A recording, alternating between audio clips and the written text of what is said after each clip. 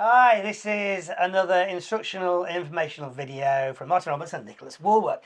And in this one, I'd like to really explore how you go from having perhaps a medium or small buy-to-let portfolio into development.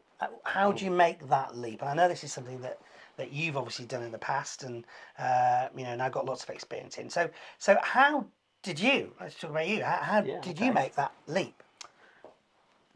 That's a good question. Let me put my mind back. I think we did it very gradually. It wasn't a case of suddenly we jumped into a 10,000 square foot conversion project or something.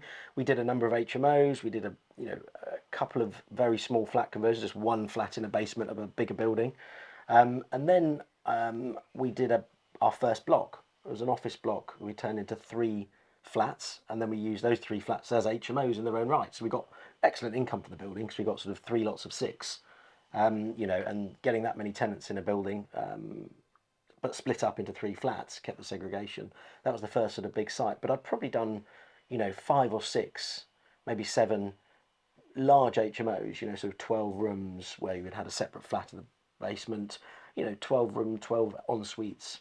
That's quite a lot of work, when you strip a building of that size back, you're probably talking sort of 3,000, 4,000 square foot building. So I guess it comes down to scale here because most people, I think, would refurbish a property that perhaps they were taking on as a buy-to-let. So it's making the leap into upscaling that then. Yeah, absolutely. And everything that comes with that. And I started project managing those sites myself. I would sit in with my office on site. It got to the point we did the smaller stuff, a couple of smaller HMOs, and they were easy and visit it a couple of times a week. But when we did the bigger ones, I was on site. I actually had a washer dryer in its box as my desk with my laptop on top of it, sat in the lounge, and I would move around from room to room as we refurbished and ripped things out. But getting the leap from that point to the next stage further was bringing on a project manager. So we actually brought on an in-house project manager first. We had enough business. We're doing 3 or 4 deals, reasonable sized deals a year. And that person then would manage almost a site manager, I would say. Probably more of a site manager, I'd describe them at now. And we did a few sites with them until we realised they were getting out of their depth. And actually an in-house role for one person was too tricky. But also I was working in the business rather than on it. And looking back, I could have scaled up faster. It's taken me 20 years to get where I've got in property, but I think I could teach someone to do that in 5. And that's the key of our experience. I'm sure I know you feel the same. If we can impart this wisdom and knowledge and connections on someone, we're fast tracking them.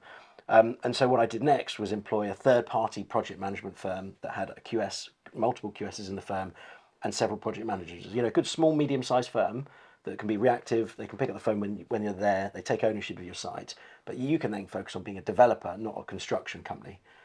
And I think that was I'm not going to call it a mistake because you have to learn. And actually you have to have a big enough site to sort of warrant a full outsourced team because that has an overhead attached. But certainly when I made that leap, I'm now able to go to a site meeting once a month if I want, or if it's a client site, we'll go maybe once every week or every couple of weeks. And you're confident in the knowledge that they're managing a main contractor.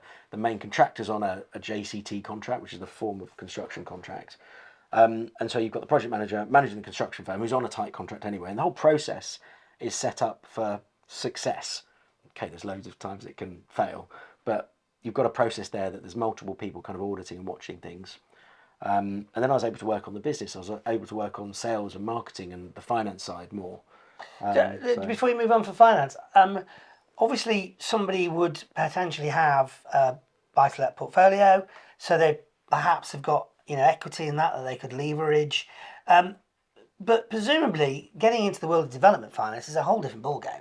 Completely different, yeah. And I think is it throw up some more options or is it harder? It depends what you term harder. So there are some more complicated products out there. There are bridge loans, there are land and development loans.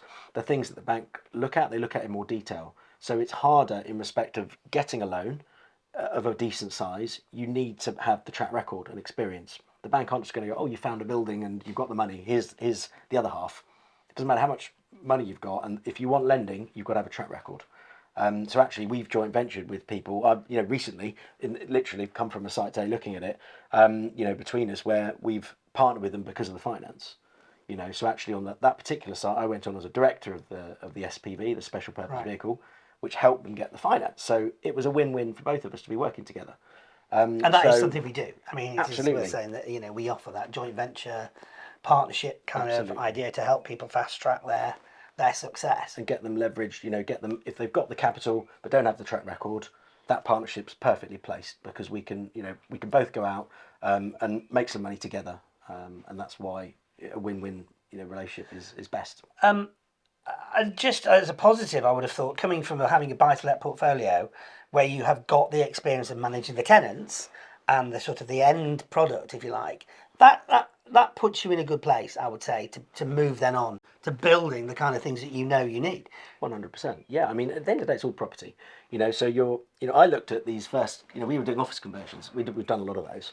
The recent permitted development rights over the last, 7 years, 8 years now, or whenever they first came out, you know, those have helped a lot, make it a lot easier, cut down planning process. But when I looked at the first one of those and I could build micro studios, we built micro studios first.